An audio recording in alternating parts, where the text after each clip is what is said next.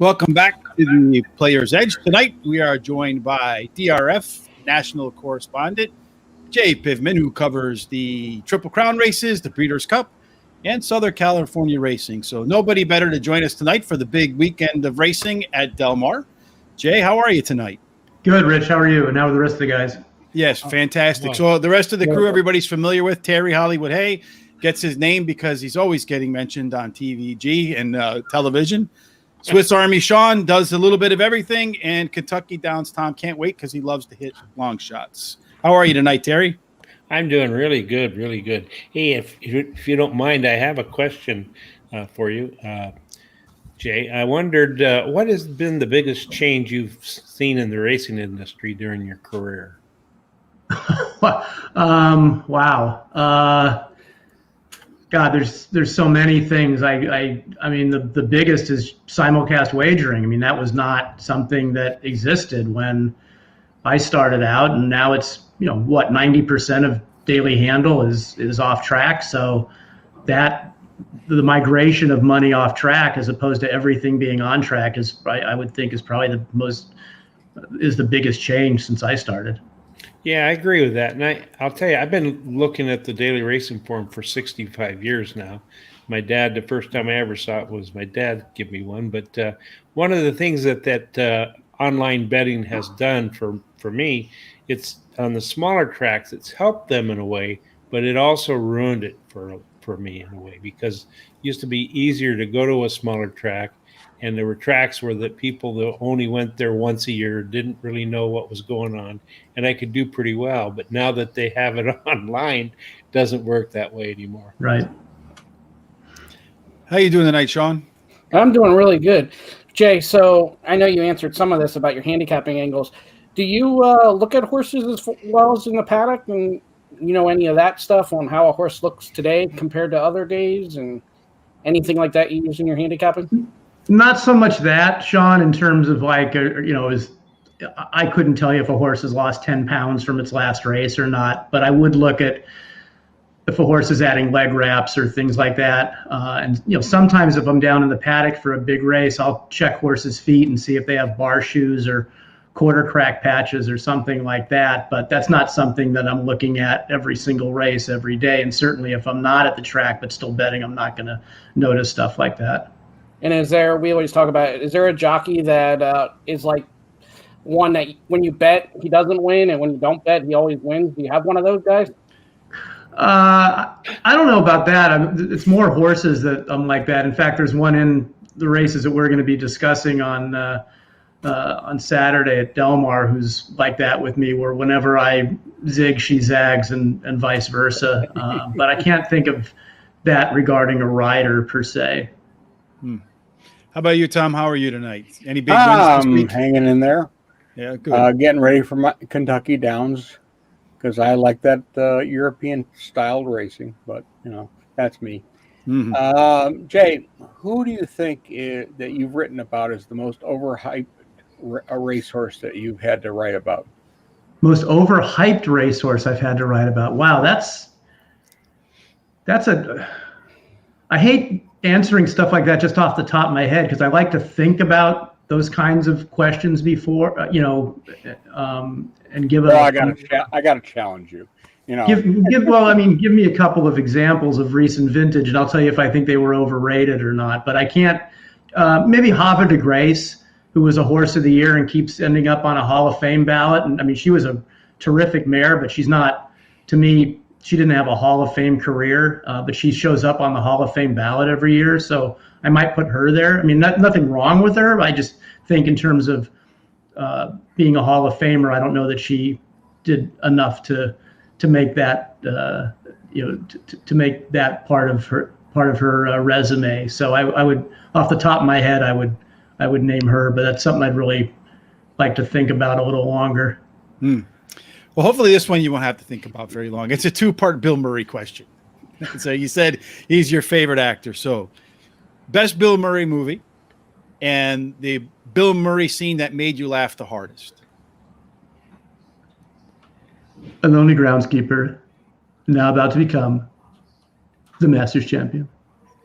And Caddyshack has to be But there's so many. But Caddyshack for me would be the one that's made me laugh the most, and the one that I will watch more often than any others. But I mean, to pick that over Stripes or so many other movies that he's done is tough. But I'd have to say Caddyshack. Now, that forever changed going to a golf tournament live, right?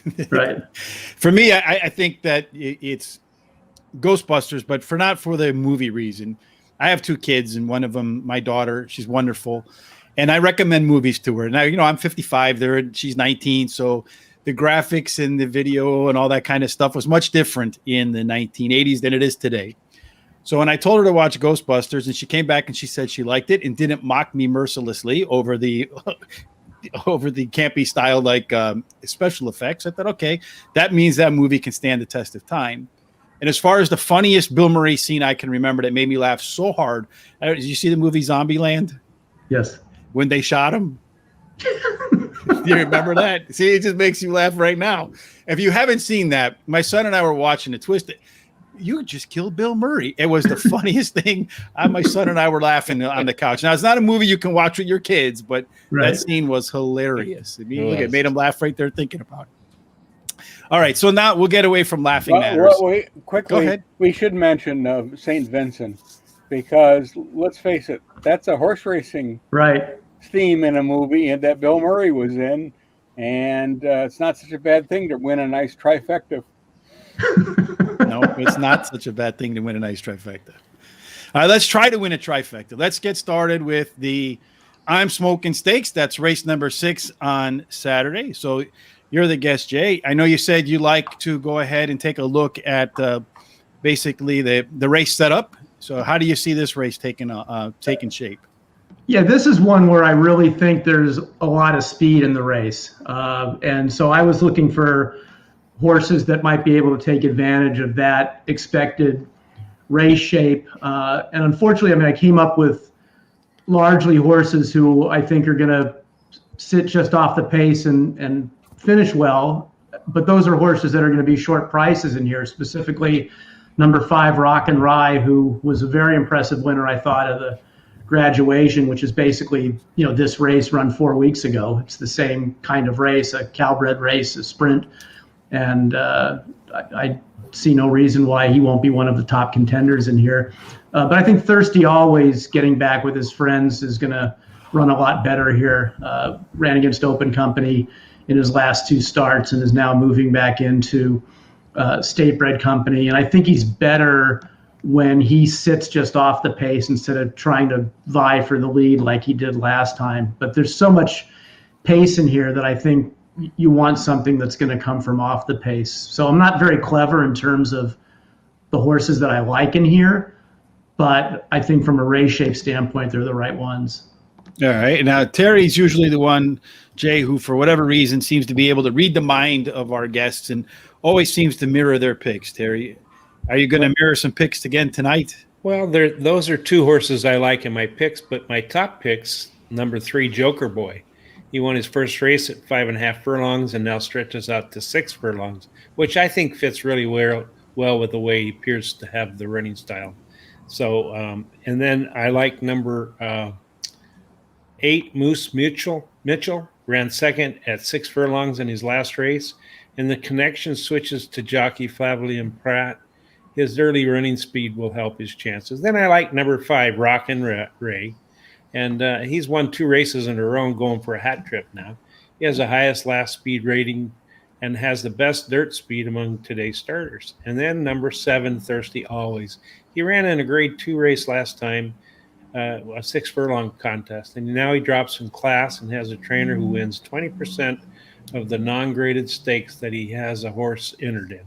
He has a good workout on August 28th, 5 furlongs, 1 minute flat, which was he was the 10th best workout out of 65 horses. All right. How about you tonight, Sean? What do you like in this spot?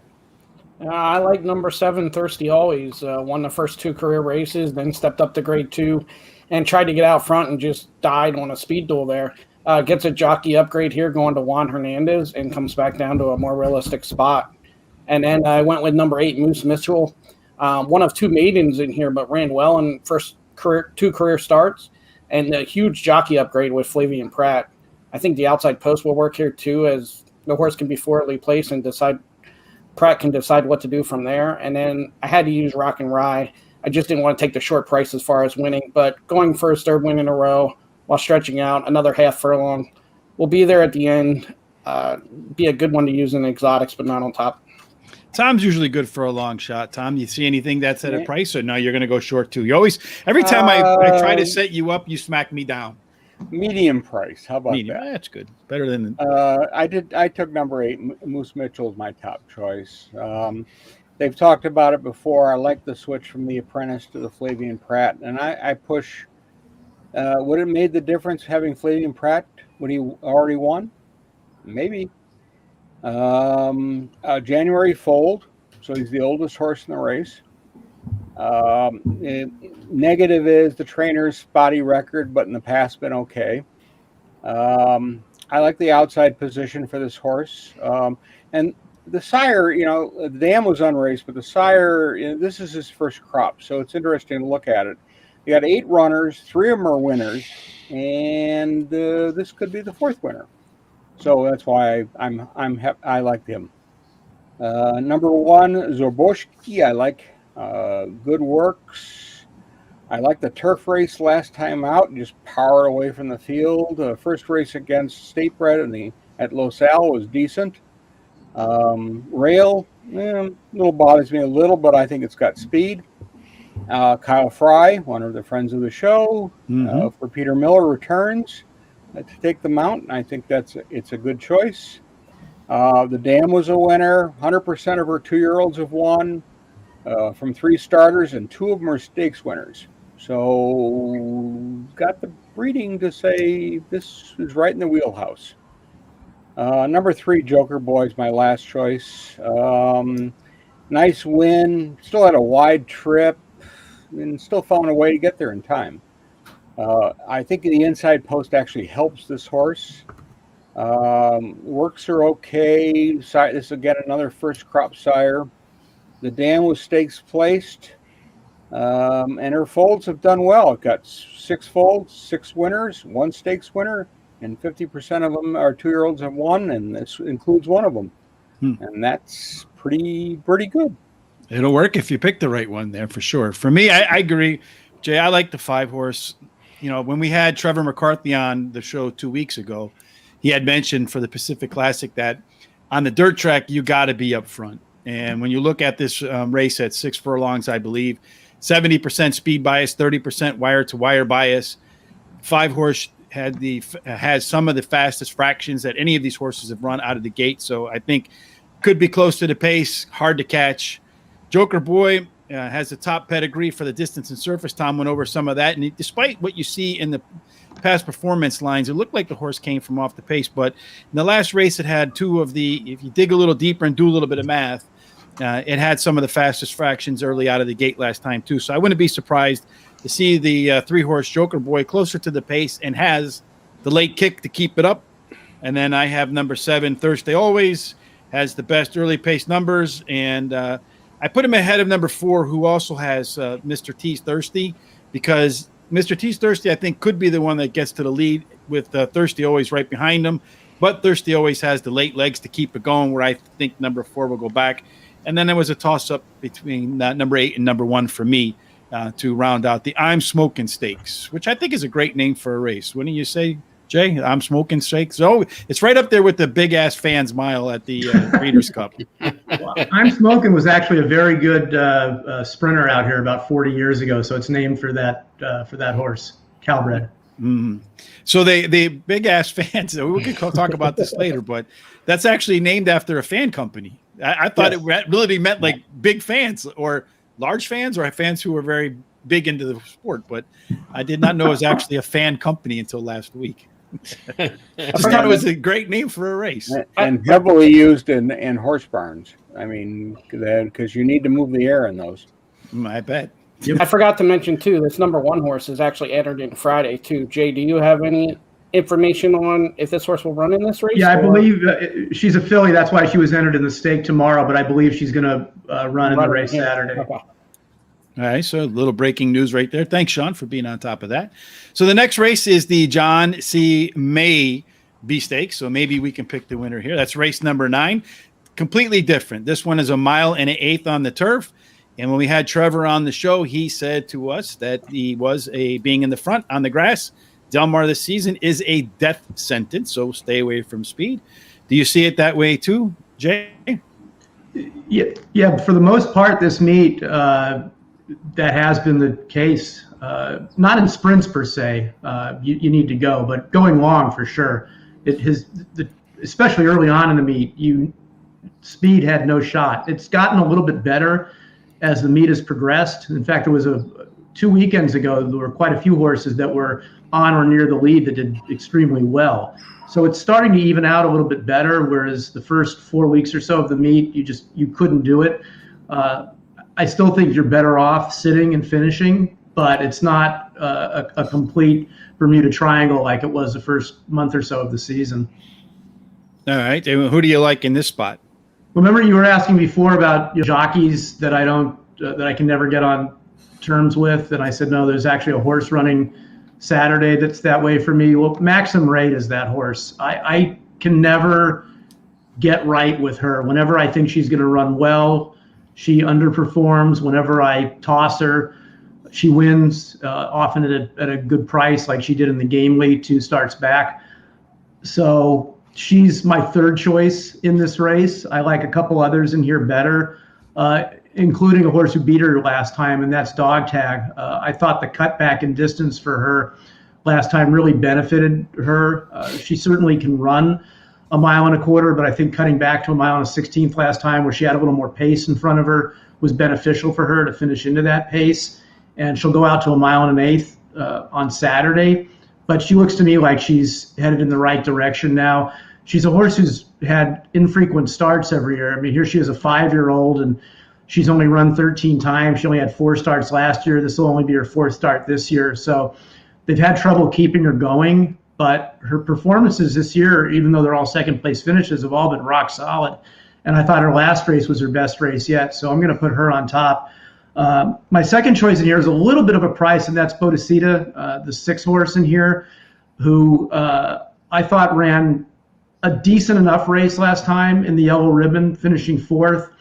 Certainly, Dog Tag and Maxim Rate outfinished her that day, but her price is going to be a lot higher than I think it should be in relation to her chances. And I think this being the second start off of a layoff, I think she's got a chance to move forward off that race. And I'm just anticipating that she's going to fall through the cracks a little bit here from a price standpoint. So 3 over 6 for me here. And since I didn't pick Maxim Rate, I'm sure I just put her right in the winner's circle. Well, you said she's third, so she probably will win. And Terry probably has her as his top pick. Sean, that's why he's laughing down there. I can tell already. Go ahead, Sean. No, I'm going to sound like Terry now. I'm going to agree with the guest. I have Dog Tag on top, owns the highest buyer number in the field with a 99, and she's done it twice. Battle-tested horse that always seems to come up just short in these types of races, but I think she gets the right setup here and is the right horse to win here. And then number 6, Bodicita. I think the pace is going to be hot. I think number 2, Quiet Secretary, and number 4, Nasty, is going to set a fast pace, and that will fit right into the 6's wheelhouse to come closing at the end. She's been in the exact 8 of 18 career races. And then I used number 8 going to Vegas to round out the try. Could actually be sitting in the catbird seat right behind the number 2 and number 4. And Pratt gets on her for the first time in a while, and he's won 2 out of 3 with a second on her. Yeah, that's a good record for that horse with that on the jockey horse combination. This race, is this set up for you for a long shot, Tom, or are you going to go short? Oh, my God. The next race for sure. Number 1, Maxim Rate. I got to go against Jay. I think this is the right place. Well, Jay said he locked it in for a W for you, so go ahead. Well, I think so. I think it is. I mean, good third last time out in the grade 2. My question, the distance, maybe a 1 1/8 is better suited than the 1 1/16. It has won grade 1 at this distance, as we talked about. Can close or be closer to the lead. I don't know what they're going to do with the horse. That's one thing, but I look at the spacing. Raced at Keeneland, raced at Santa Anita, now Del Mar, and a lot quicker than before. So soundness or just good works or whatever. I like that pattern, and I think that's they think they've got something, and she's going forward. I did take number 3 Dog Tag as my second choice. No, I don't like it's been second 3 times in a row. Beaten favorite twice. She came out in her last and got bumped and had all kinds of weird. I mean, she did all kinds of weird stuff. My thing with her is, what's her best distance? I really don't know. I mean, and I don't think they know either. I think I don't think it's. It may be a mile. I mean, I don't know if 1 1/8 is the right distance, but she's pounded away at this level, and why not take her again for finishing second? Mm-hmm. And then I stretched it a little bit, and I took Tap Water. Number 7 is my next choice. Beaten favorite last time out, also the time before. Ran 2 different types of races in those races, though. Was close to the lead and won, and then pretty far back.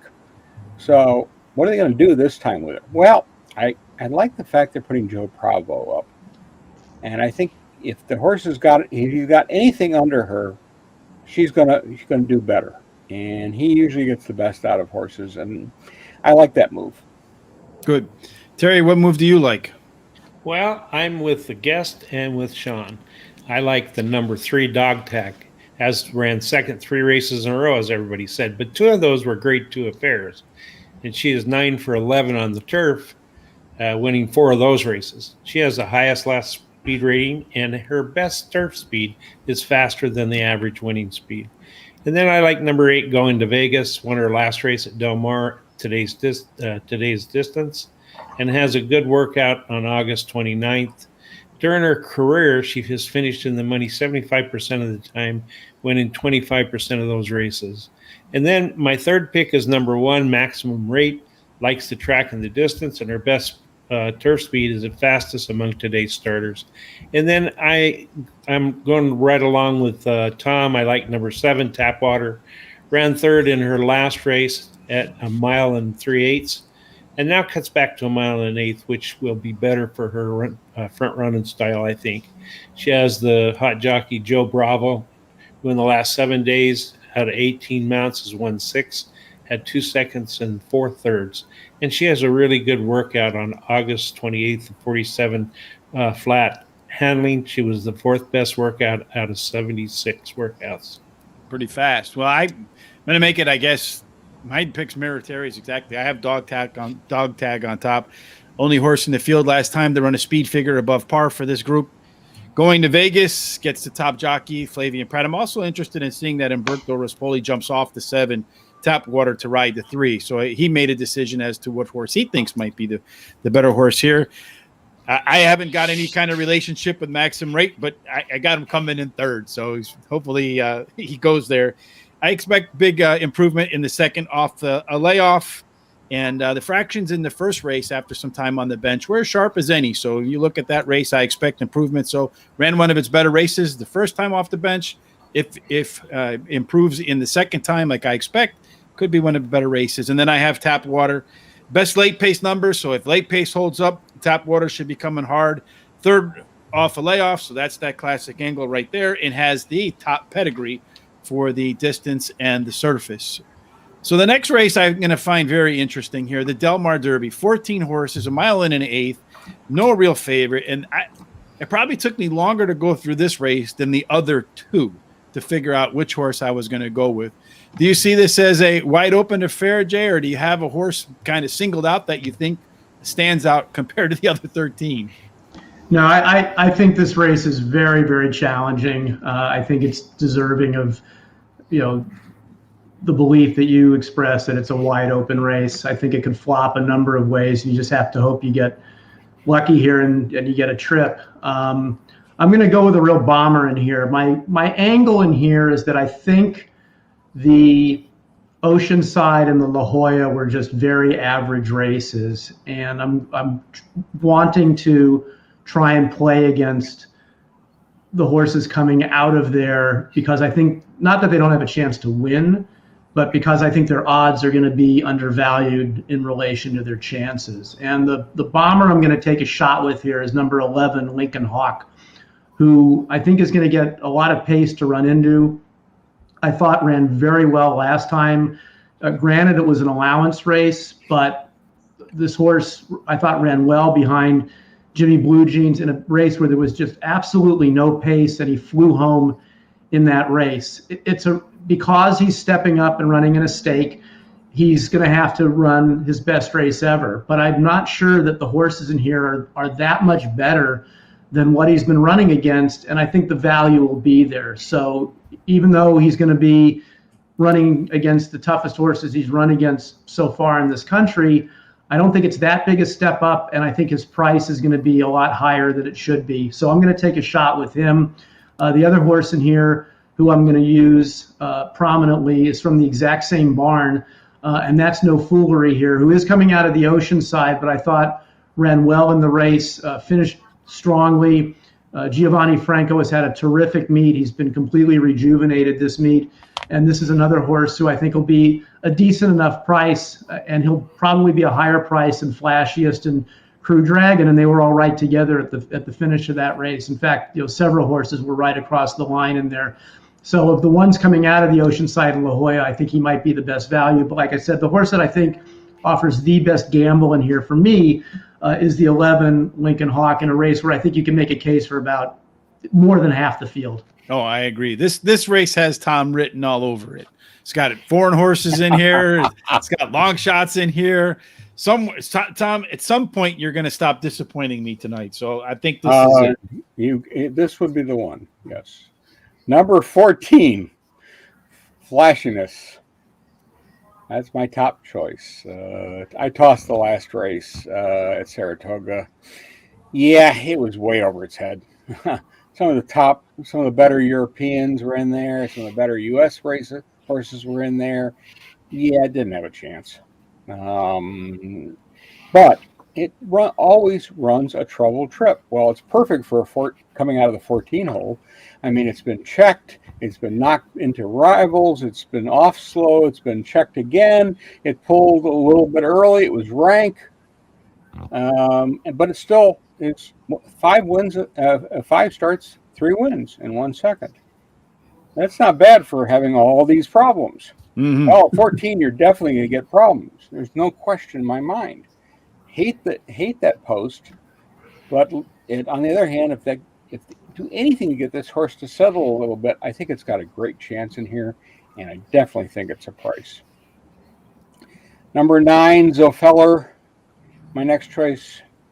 Yes, that European angle, but I like its American debut better than I like the European races. Grade 3 company, and it did very nicely. Finished second, missed just by a little bit, but it still finished second. Highest class it ever ran in England was at the class 2 level and finished second. Not bad. Mm-hmm. But go back and look at who he's raced against. Not much. There's no Hurricane Lane there. There's none of the top horses. Well, there aren't too many Hurricane Lanes, Tom. No, you know that. They're not. But there's also not. But again, Aldaria or some of the other top horses that are in Europe, it's not been running against. So as 3-year-olds, and so that a little bit of concern. Last race was the first time over a mile. Maybe it really wants distance, and they kept running it the wrong place. And I finished second again. Possibly. Could it win? Oh yeah. I think it's got a great chance here. Well, as Jay said, I think at least 8 horses can win. Yeah. And, well, the 8th is my next choice. Captain Hark. Ran in the front, failed, backed up. Well, yeah. I think it needs to settle to have a chance. And that's mid-pack. Well, this is a perfect race to get some cover and see what you can do with a little bit kick at the end. Again, 5 starts, 2 wins. Issue there is only at a mile. Don't know. Many trouble trips too. But I think it'll be flying at the end, and I think it's going to get a piece in here. Well, again, the distance should favor closers, but as Jay mentioned, that is kind of changing a little bit. Terry, I mean, I figured we're going to have all different picks, so I'm interested to hear what you like. Yeah, I agree with that. It's a really wide open race. I like number 12, Crew Dragon. Won his last race at Del Mar at 1 mile and 16th, and now goes to 1 mile and a quarter, which should not be a problem for him. And he's finished 100% of the time in the money this year and won 40% of those races. And then I like number 10, Jimmy Blue Jeans. He's won 3 races in a row, and as he's climbing the ladder, and he shows that he really likes the turf. I think he's 3 for 3. He likes the distance and had a good workout on August 26th at Del Mar, 5 furlongs, 1 minute flat. He was the best out of 15 workouts. Then I like number 1, Hudson Ridge. He has finished in the money in his last 4 races, winning 2 of them. His best turf speed is the fastest among today's starters. And he has a good trainer-jockey combination of Bob Baffert and Flavien Prat, who in the last 14 days have had 3 mounts, 2 wins, 1 second. And then I like Tom's horse, number 14, Flacius. Comes back from Saratoga after trying to grade 1 Saratoga Derby, where he was really overmatched, but now he moves back to the class of horses where he can be competitive with. And he's having a good career so far, finishing 80% of the money and winning 40% of those races. Sounds good. Sean, what are you going to throw in here? What 8 horses are you going to pick? So I'm going to go outside again, but another different horse. I'm going to go number 10, Jimmy Blue Jeans on top. Terry mentioned some of the reasons. Last 2 races were at double-digit odds, which might be double-digit again. I always like to watch what the horses do, like when they're the favorite in a long shot. This horse has been in a long shot and won a couple times. Should be close to the pace and get a good trip. And Buyer number has improved every race of his career and gets Kyle Frey again. And that's with the 3 straight races was won with 3 different jockeys. So finally gets Kyle Frey to come back. And hopefully he's got our pants on when he wins with that one. Yeah, exactly. I'll make sure he does that. Number 9, Zofeller, got second in the U.S. debut, was credited after win after getting pinballed around. And I always like the horses better in the second start after getting to the U.S., and it was an impressive debut. And then Hudson Ridge, this is one you got to use in the exotics. Loves the distance, going 2 for 2, and has finished in the trifecta in 4 straight races. I like Hudson Ridge on top. It's got the top pedigree numbers. So Flavien Prat jumps in, top jockey at the distance and surface. He seems to know how to ride on grass, seems to know how to time the run at the end. I think you're going to see that also put in 2 good work since the last spot. I think you'll see the horse improve off its last race. Horse that it seems a few of us like, the Zofeller. It seems to me from just looking at the lines that the longer the race goes, the better this horse is going to be. This, I think, is the longest race that the horse has run in. So I feel like that extra 16th is going to be a big difference for Zofeller. And I also like the fact that when you look at it on a good surface, both in Europe and over here, it ran some of its better races. So I think it's maybe one of those horses, Tom, that doesn't like all the rain over there and all the softness, prefers that fast, firm surface that it gets over here. I like Flashiest as well. I think aside from the last, just a couple races back, was only 1.5 lengths behind the Hudson Ridge, 3 wins and a second. It's run really well. And then when you pull this one out of your hat right off the top, I was like, you ruined my show right there with the number 11 Lincoln Hawk. That was going to be my long shot bomb surprise to close the show. But 3 consecutive speed figure increases. We've mentioned that on turf, you kind of want horses that have closed. It's been the way for the most part of the meet. And this horse has the best late pace numbers by far. So I think when you look at it, if it lives up to the late pace numbers, you're probably going to see close to 20-1, 30-1, somewhere in there. And then we can get the moniker from Tom and be 30-1 rich instead of just plain rich tonight. So that wraps up our picks for everything. What'd you think about it, Jay? Did it go pretty well? It was fun. I enjoyed it. So if folks want to catch up with you online and keep track of what you're doing, or at DRF, where do they find you? So obviously at the Racing Form website, drf.com. And then you can follow me on Twitter at DRF Privman. DRF Privman, fantastic. And anything special that you're going to be doing for the Breeders' Cup this year with it in your backyard? I'm just really looking forward to just not having to fly to wherever the Breeders' Cup is this year and just drive 11 miles down Pacific Coast Highway to go to the races. So that'll be great. And, my usual responsibility is the Breeders' Cup Classic. And then one of the Friday races or one of the other Saturday races. And I think the Classic always ends up being a good race. And this year, I think it's really going to be intriguing because I think we have a very good group of 3-year-olds who are finally going to be taking on older horses then. And I'm eager to see how the likes of Essential Quality and Hot Rod Charlie and horses of that caliber stack up against the likes of Knicks Go and horses of that ilk. So I think it's going to be a pretty fascinating race. Yeah, I look forward to it. We're going to try to come out there. So maybe if we come out there, we can stop by and say hello.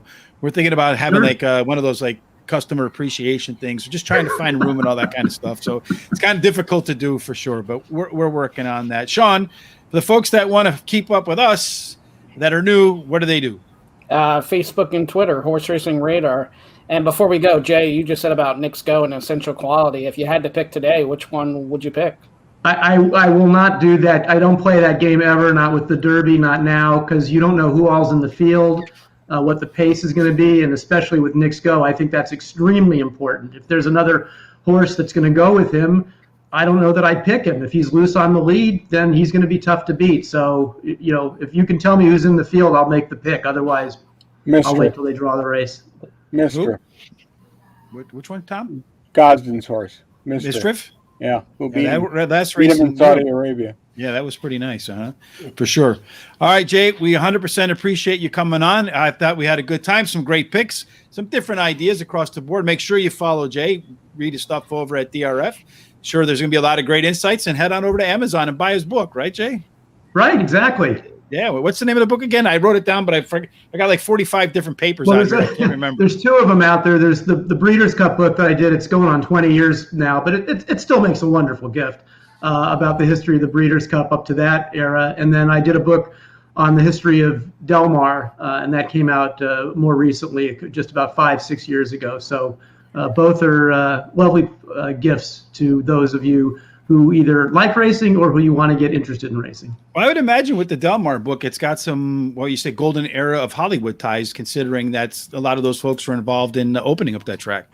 Oh, for sure, with Bing Crosby and Pat O'Brien and from that era. So it's got a great history, and it's come a long ways from its sleepy backwater days of the late 1930s to the modern facility it is now. Mm-hmm, I imagine. All right, folks, as always, Jay, once again, thanks for coming. As we always wish you nothing but the best of luck at the track. And we hope to see you where are we going to see him, Terry? Oh, we're going to see him at racingradar.com and Facebook at Racing Radar. So, and of course, we hope to see all of your picks in the winner's circle. Thanks again, Jay. Have a great night. Yeah, thanks, Jay. My pleasure, guys. Thanks. Thank you. Bye.